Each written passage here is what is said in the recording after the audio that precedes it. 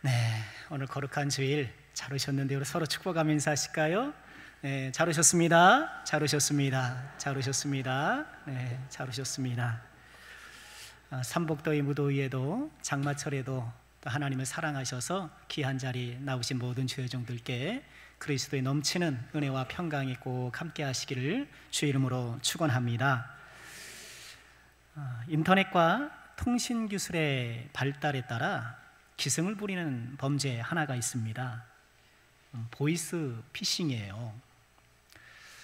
가족이나 지인 또는 정부기관 또는 금융기관을 사칭해서 그럴듯한 거짓말로 불안감을 조성하고 재물을 갈취하는 그런 아주 나쁜 범죄죠. 최근 보이스피싱에 대한 경각심이 높아지면서요, 피해자는 많이 줄었다고 해요. 그런데 피해 금액은 오히려 증가하고 있다고 합니다.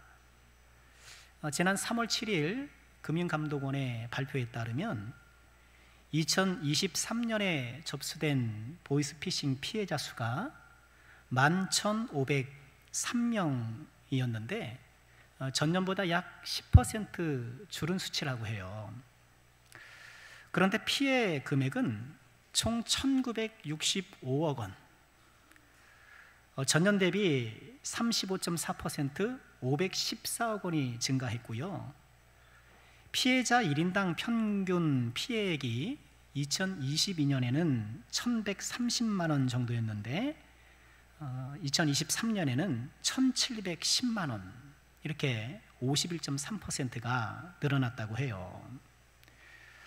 옛날 사기꾼들은 발품을 팔면서 참 부지런도 해야 했는데 이제는 해외에서 전화 한 통화로 거짓말만 하면 되니까 참 비용도 안 들고 손쉬운 범죄라 할 것입니다. 여러분 모쪼록 이런 못된 낚시질에 낚이지 않도록 여러 가지 주의하는 그런 캠페인 혹은 그런 방식들이 많이 있잖아요. 숙지하셔서 그런 피해를 당하지 않기를 부탁드리겠습니다. 우리가요, 이런 보이스피싱 같은 중범죄 거짓말을 하지는 않는다 하더라도 사실 저와 여러분 우리 모두는 거짓말에서 완전히 자유롭지 못합니다. 죄가 있는 곳에는 항상 거짓말이 있는데요, 예수님의 보혈로 구원받은 우리지만 여전히 우리 안에 죄성이 있기 때문에 거짓말도 완전히 사라지기가 힘듭니다. 시시각각 우리의 빈틈을 이 거짓말이 노리고 있는데요, 여러분 거짓말을 어떻게 정의하고 계시나요? 저는 거짓말을 크게 세 가지로 봅니다. 사실을 생산하는 것, 사실을 왜곡하는 것, 또 사실을 악용하는 것입니다. 사실을 생산한다는 것은요, 말 그대로 없는 사실을 막 만드는 거예요. 가장 전통적인 거짓말이죠. 사실을 왜곡하는 것은 사실을 부정하거나, 여러분 청문회 같은 데서 안 했다고 막 딱 잡아떼잖아요. 또는 사실을 과장하거나 축소하거나 교란케 하는 거예요. 이 사실과 거짓말을 교묘하게 섞는 거죠. 사실의 악용은 있는 사실을 나쁜 목적으로 사용하는 거예요. 사탄이 아담과 하와에게 선악과를 먹으면 눈이 밝아질 거라 그랬잖아요. 근데 정말 눈은 밝아졌어요. 그러나 사탄이 말한 것처럼 하나님처럼 된 것이 아니라 오히려 인간 이하로 추락하고 말았잖아요. 사실을 악용하는 사람들의 대표적인 항변이 그거예요. 내가 틀린 말 했어? 이런 거예요. 내가 없는 말 했어? 틀린 말 했어? 하면서 말 자체의 사실성을 강조하지만, 그러나 그 말로 인해서 아주 심한 부작용이 일어나고 나쁜 결과가 초래하게 되는 것이죠. 우리는 보통 보이스피싱처럼 기획적인 거짓말을 하는 경우는 많지 않습니다. 그러나 순간을 모면하려고 작은 거짓말을 할 때는 좁지가 않아요. 죄는 언제나 순간을 파고듭니다. 순간의 유혹, 순간의 분노, 순간의 거짓말. 우리가 평생을 주님 뜻대로 살려고 하면 하루를 주님 뜻대로 살아야 하잖아요. 새벽 예배 때 종종 말씀을 드리는데요, 하루를 주님 뜻대로 살려고 하면 순간을 주님 뜻대로 살아야 합니다. 물방울이 모여서 신화가 되고 강이 되고 바다가 되는 것처럼 순간이 모여서 하루가 되고 한 달이 되고 1년이 되는 거예요. 마귀가 순간을 틈탈 때 그 순간을 방어할 수 있는 사람이 정말 승리자인 거예요. 순간의 거짓말의 유혹이 불쑥 우리 일상에 일어나게 될 때 이런 믿음으로, 하나님의 말씀으로 이기고 방어할 수 있는 우리 모두가 되기를 주의 이름으로 축원합니다. 마태복음 5장 예수님의 산상수훈을 계속 묵상하고 있는데요, 자, 어떤 내용이었나요? 예수님은 율법과 선지자를 폐하시는 것이 아니냐, 이런 오해를 예수님께서 일축하시면서 오히려 율법을 완전하게 하러 왔다, 이렇게 선언하셨죠. 그리고 율법을 완전하게 하시는 6가지 사례를 연이어 말씀하십니다. 그리스도의 제자들에게 보다 더 탁월한 윤리적 삶을 제시하신 것이죠. 우리가 살펴본 것처럼 살인하지 말라, 간음하지 말라, 이 율법의 말씀을 예로 드시면서 실제 살인과 간음뿐만 아니라 살인과 간음의 모태가 되는 미움, 분노, 언어적 살인도 금하셨고, 실제 간음의 원인이 되는 마음의 간음도 금해야 한다라고 보다 더 탁월한 윤리적 삶을 살 것을 요청하셨지요. 우리가 지난주에 살펴본 이혼의 문제도 그렇죠. 당시 남자들이 함부로 부인을 버렸는데 너희는 그러면 안 된다, 너희는 그러면 안 된다 하시면서 결혼과 가정의 신성함을 말씀하셨습니다. 그리고 이제 4번째 사례로 맹세에 대해 말씀하시면서 제자들의 언어 생활을 말씀하셔요. 우리 먼저 예수님의 말씀을 좀 잠시 공부해 볼까요?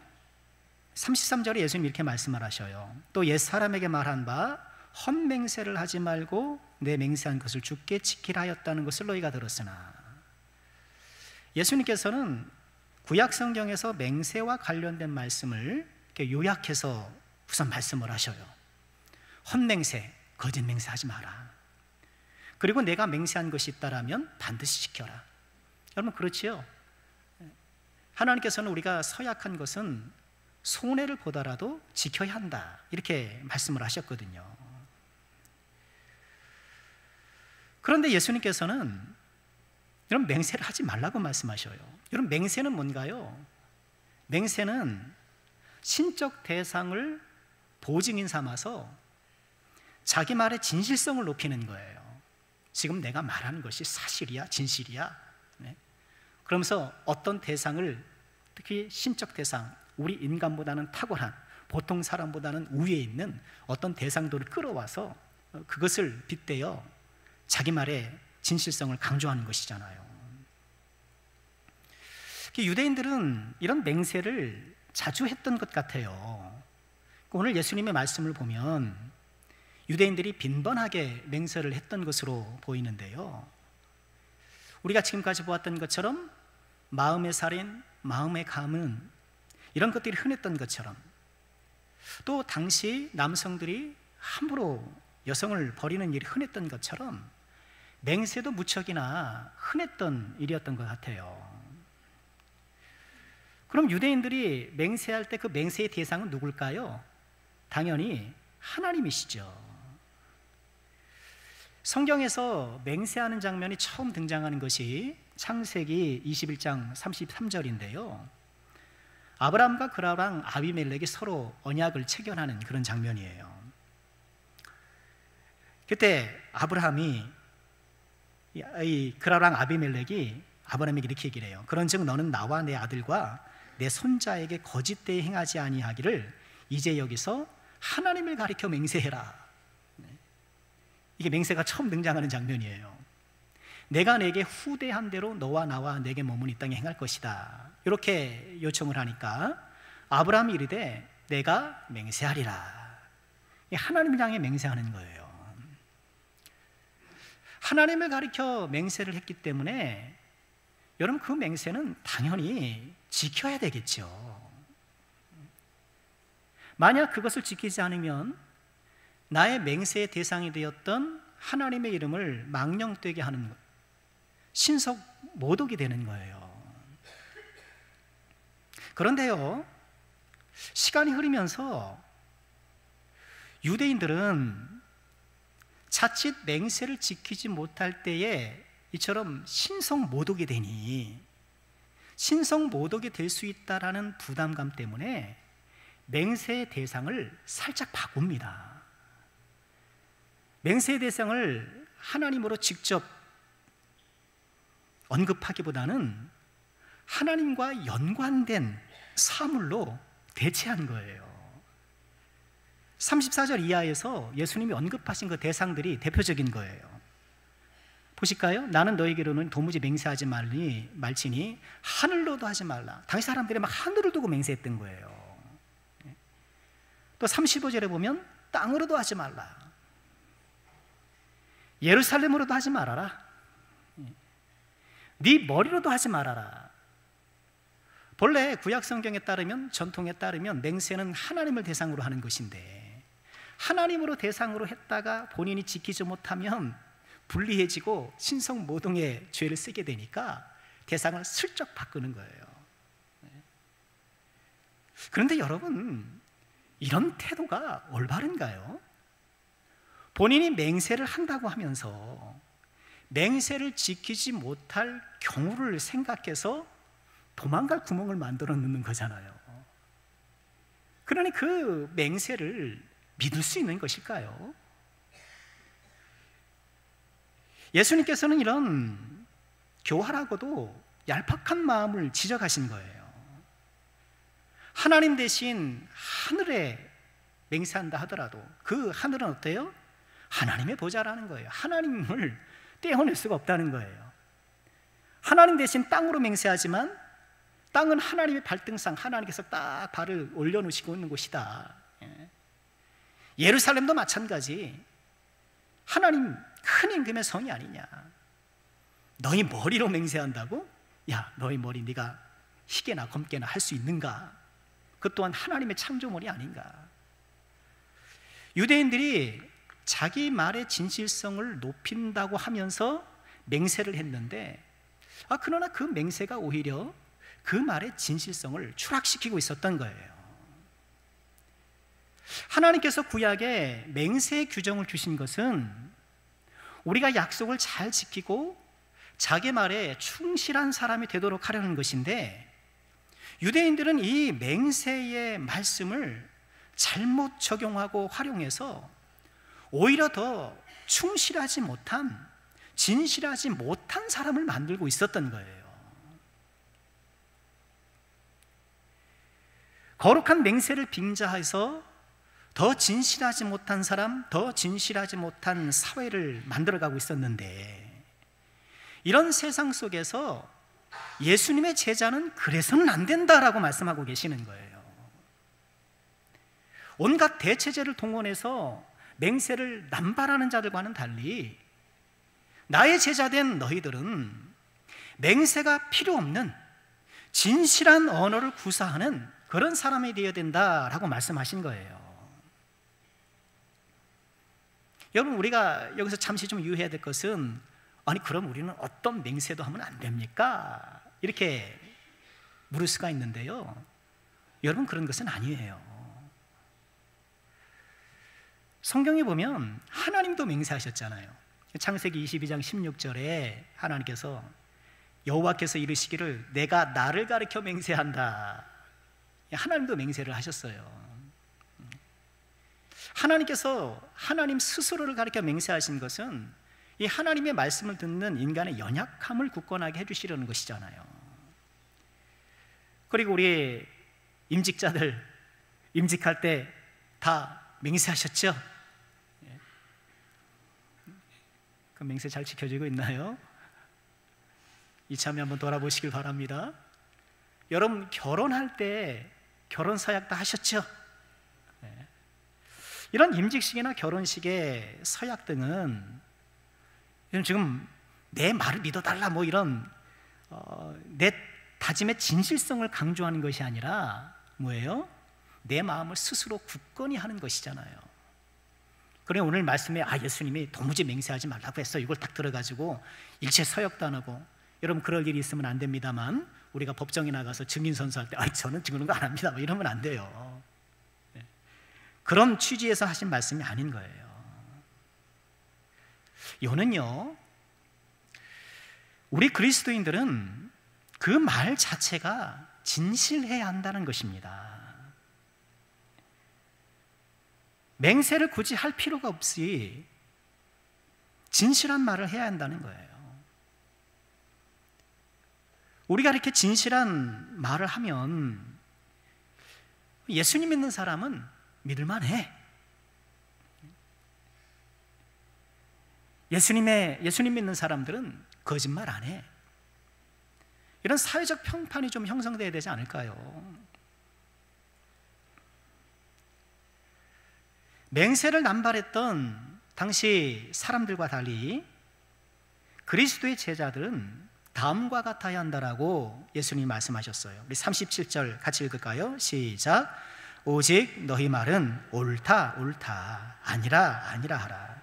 이에서 지나는 것은 악으로부터 나느니라. 지금 유대인들, 이 바리새인들이 대표적인데 현란한 맹세로 자기 말을 강조하고 믿으라는 식으로 막 이렇게 얘기를 하지만, 그리스도의 제자들은 단순하고 간결하고 진실한 말을 해야 한다는 거예요. 맹세나 기타 수식어를 동원해서 막 자기의 말을 믿으라고 말할 그럴 필요가 없다는 거예요. 말하는 것 있는 그대로 그 말이 믿음직스러워야 한다는 것이죠.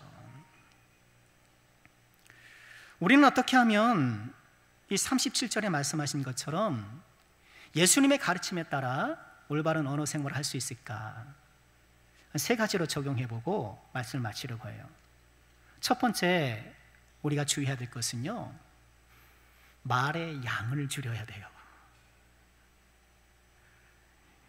37절 예수님의 말씀은 그렇잖아요. 옳은 것은 옳다, 아닌 것은 아니라고 해라. 우리가 비슷한 말 많이 하죠. 기면 기고 아니면 아니다. 옳은 것은 옳다, 아닌 것은 아니라고 하라는, 여러분 이 37절의 말씀, 지금 예수님께서 맹세를 비판하시면서 간결한 언어로 구사할 것을 말씀하시는데, 이 예수님의 37절 말씀 자체가 또 굉장히 간결해요. 옳은 것은 옳다, 아닌 것은 아니라고 말하는 거예요. 즉, 그 외에 불필요한 말들을 많이 하지 말라는 거예요. 성경은 곳곳에서 우리가 말을 많이 하는 것을 경계해요. 잠언 10장 19절에 보면 말이 많으면 허물을 면하기 어려우나 그 입술을 제어하는 자는 지혜가 있다. 말이 많으면 허물도 늘어난다는 거예요. 전도서 5장 2절 말씀에 보면 너는 하나님 앞에서 함부로 입을 열지 말며 급한 마음으로 말을 내지 말라. 하나님은 하늘에 계시고 너는 땅에 있음이니라. 그런즉 마땅히 말을 어떻게 해요? 적게 할 것이니라. 야고보서 1장 19절에도 이렇게 말씀하셔요. 우리 같이 읽을까요? 시작. 내 사랑하는 형제들아, 너희가 알지니 사람마다 듣기는 속게 하고 말하기는 더디하며 성내기도 더디하라. 말을 많이 하면 실수가 많아지고 또 이미 내뱉은 말은 주워 담을 수도 없고 말을 하기 전에 먼저 생각해야 된다는 걸 여러분 우리 뭐 초등학교 다닐 때부터 국민학교 다닐 때부터 들었던 얘기를 아닙니까? 교회가 아니더라도 학교에서도 얼마든지 많이 들었던 내용인데 여전히 잘 안 되고 있는 것이죠. 내가 하는 말에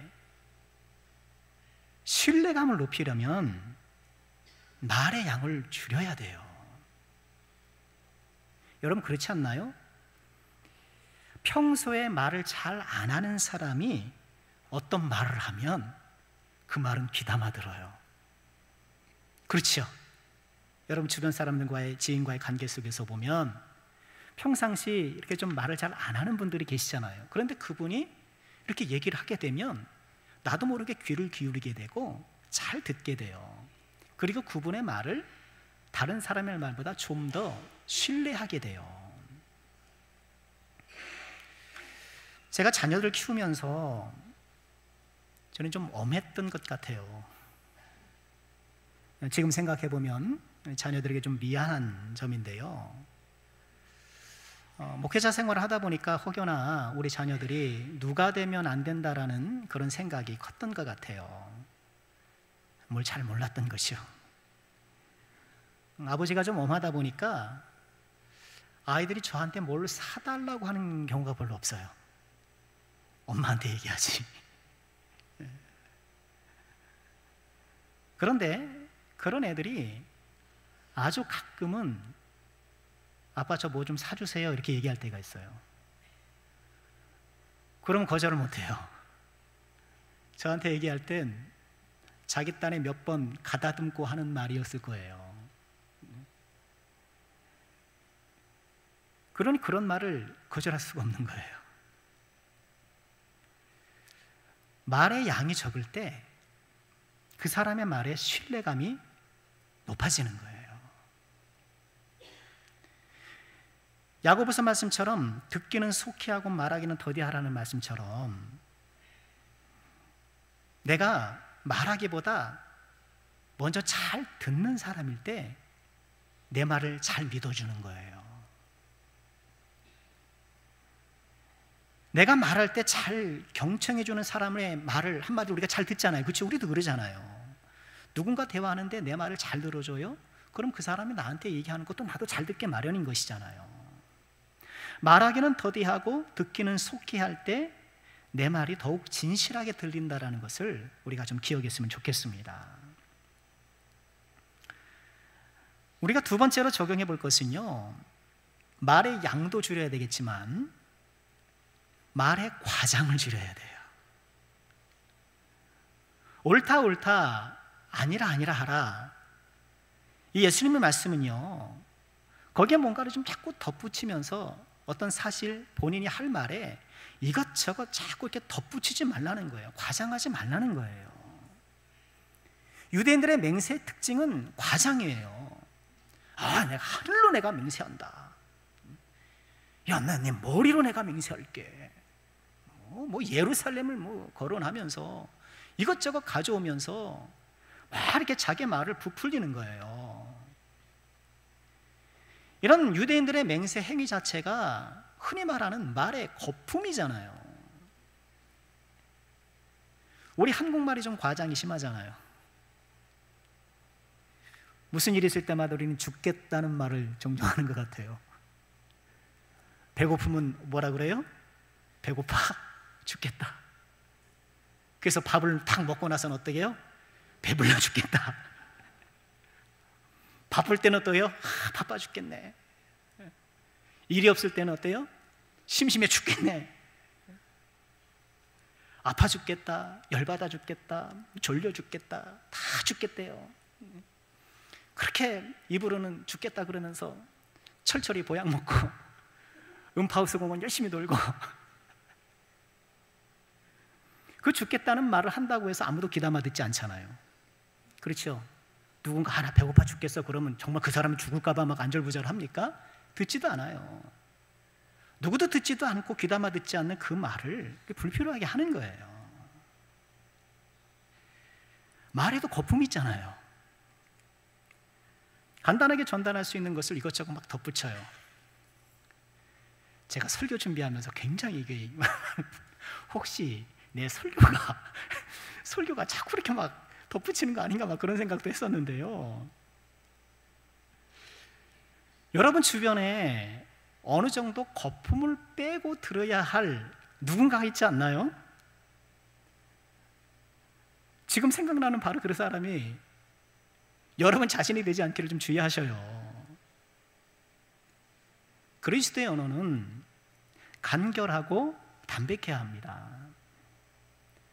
생선 가시 살피듯 언중육을 이 말의 뼈는 없나 이렇게 살펴야 되고 그 말의 의도를 파악하려고 하고 그리스도의 언어는 그래서는 안 돼요.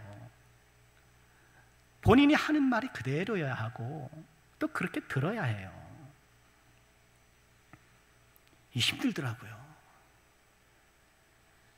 담임 목사가 되니까요 제일 힘든 게 말하는 거더라고요. 부교육자 때는 편했어요. 막 지속적으로 말하게 됐어요. 아이들이 예배 중에 떠들잖아요. 야! 너 왜 떠들어? 너들 여기 왔어? 막 그랬어요. 안 믿어지죠? 야단치고 막 그랬어요. 그런데 담임 목사가 되니까 그런 말을 못 하겠더라고요. 부목사 때는 중재자가 있잖아요. 혹시 그러면 담임 목사님이 나와서 그죠? 이렇게 만져주고 이렇게 조정해주는 게 가능하잖아요. 근데 담임 목사가 되놓으니까 말이 쉽지 않더라고요. 직설적으로 말하면 상처받고요. 애들로 말하면 못 알아듣고요. 옳다 아니다 하라는 것을 어떻게 좀 지혜롭게 부드럽게 따뜻하게 할 수 있을까? 그런 고민을 하게 되는데요. 여러분 우리의 언어는 예수님께서 말씀하신 것처럼 간결하고 담백하고 진실해야 돼요.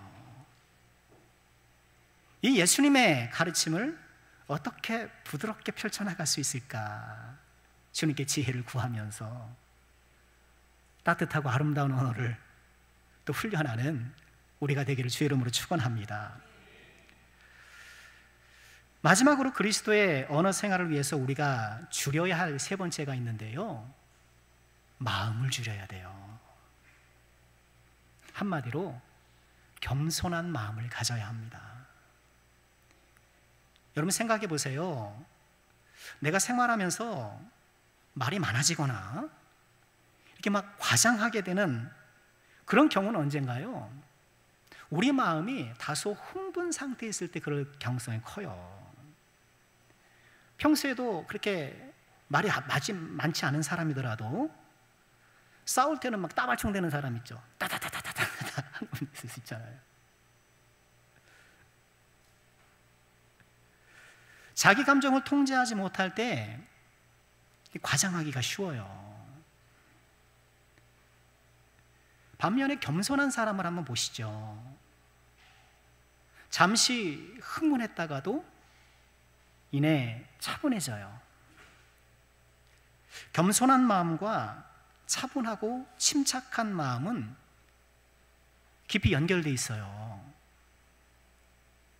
화를 잘 내는 사람은요, 교만해서 그래요. 겸손한 사람, 그래서 성경은 겸손 옆에 항상 뭐가 붙어요? 온유가 붙는 거예요. 겸손과 온유가 친구예요. 교만과 혈기가 친구인 거예요. 겸손한 사람은 화를 잘 안 내요. 누가복음 6장 45절에 예수님 이렇게 말씀을 하셨어요. 선한 사람은 마음에 쌓은 선에서 선을 내고 악한 자는 그 쌓은 악에서 악을 내나니. 같이 읽을까요? 이는 마음에 가득한 것을 입으로 말합니다. 우리 인간에 대한 예수님의 정확한 분석이에요. 마음에 가득한 것이 입으로 나오는 거예요. 나의 영성을 점검하려면 언어를 점검해야 돼요. 나의 겸손의 어떤 게이지를, 레벨을 점검해 보려고 하면 말을 점검해 보면 돼요. 겸손한 사람은 말이 많지 않아요. 물론 과묵한 사람이 다 겸손한 사람인 것은 아니에요. 다른 사람의 말을 잘 경청합니다. 애써 부풀려 말하려고 하지 않아요. 그에게는 말에 거품이 별로 없어요. 따뜻하게 말하려고 해요. 말이 많다면 교만해서 그럴 수 있어요. 자꾸 말에 거품이 일어난다면 그 역시도 교만해서 그런 것일 수 있어요. 우리 예수님의 말씀처럼 사람이 그 마음에 쌓은 것에서 입으로 말한다고 하신 것처럼 지금 내 마음에 무엇이 쌓여 있는가 우리가 돌아보면서 겸손의 마음에서 겸손의 언어가 나온다는 것을 꼭 기억하고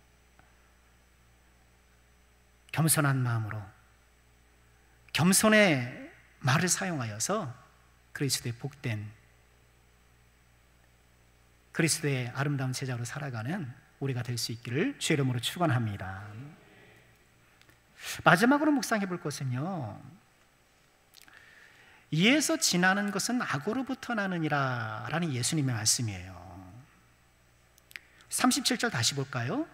오직 너희 말은 옳다 옳다 아니라 아니라 하라. 이렇게 말씀하신 후에 여기에서 지나치는 것은, 이보다 더 나가는 것은, 이에서 지나는 것은 악으로부터 난다 이렇게 말씀을 하셔요. 이에서 지나는 것은 악으로부터 난다라는 것은요, 진실에서 벗어나거나 불필요하게 말을 덧붙이는 것은 악한 의도나 속임수로 이어질 수 있다고 경고하시는 거예요.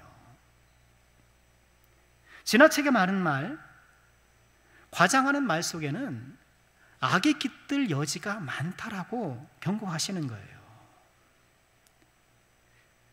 어떤 사실을 과장하거나 부풀릴 때는 건강하지 못한 나쁜 의도가 깔려 있을 가능성이 높아요. 1986년 10월 30일 당시 이규호라는 건설부 장관이 대북한 성명문을 발표합니다. 86년이니까 50대잖아요. 북한에서 금강산 댐을 건설한다는 거예요. 그거 중단하라고 성명서를 낸 거예요. 북한이 금강산 댐을 막 건축하고 있는데 그 댐이 건축되면 남한에 공급되는 연간 18억 톤의 물이 차단될 것이다. 거기 딱 막아버리면 물을 못 받는다 이거예요. 무엇보다 금강산 댐에 그 물을 가득 채웠다가 일시에 그 물을 개방하게 되면 약 200톤의 물이 흘러내려와서 63빌딩 중간까지 국회의사당 지붕이 남을 정도로 그렇게 수공을 당하게 된다는 거예요. 물공격을 당하게 된다는 거예요. 그래서 당시 정부는 이 금강산 댐에 대응해서 강원도 화천에 댐을 건축하기로 합니다. 그 계획을 발표해요. 그 댐 이름이 뭐죠? 평화의 댐. 잘 아시죠? 평화의 댐 계획을 발표해요. 성금을 모았어요. 막 국민들의 성금. 아마 그때 성금 내신 분들 계실 거예요. 80m 높이로 댐을 쌓았단 말이에요. 그런데 김영삼 정권에 이르러서 이 평화의 댐과 관련된 정부 발표가 과장됐던 것이 밝혀졌어요. 당시 전두환 정권이 불안한 정국으로 이 국민들의 시선을 돌릴 양으로 위기감을 조성했다. 그리고 평화의 댐 건설 계약이 공개 입찰이 아닌 수의 계약을 이루어지고 국민들이 냈던 성금들을 횡령하고 무엇보다 금강산 댐의 방류량과 저수량의 수치가 수자원공사 직원 한 명이 한 거예요. 그게. 한 명이 그거를 계산해서 제시했다는 거예요.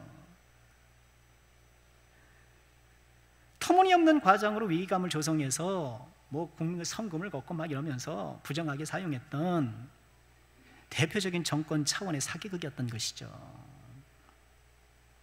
그나마 불행 중 다행인 것은 그 평화의 댐이 지금은 한강의 수위를 조절하는 그런 역할을 한다고 해요.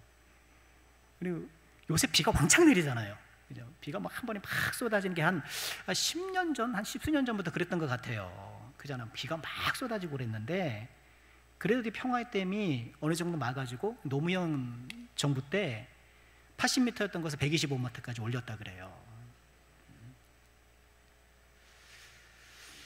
이런 극단적 사례가 아니더라도 우리 말을 과장할 때에는 어떤 의도가 깔려 있을 수 있어요. 여러분, 유대인들이 자꾸 맹세를 남발하는 이유가 뭘까요? 지금 상대방에게, 앞에 있는 사람에게 뭔가 좀 자기가 의도를 갖고 자기의 어떤 그런 목적을 성취하려고 막 그러는 것 아닙니까? 주님께서는 이처럼 우리의 말이 간결하지 못하고 작은 것들이 덧붙여지고 이런 유대인들이 맹세하듯 말을 막 부풀리는 가운데에 우리의 목적이 악하게 이용당할 수 있다라고 경고하시는 거예요. 여러분, 이 말씀을 우리가 좀 깊게 받아야 되겠죠.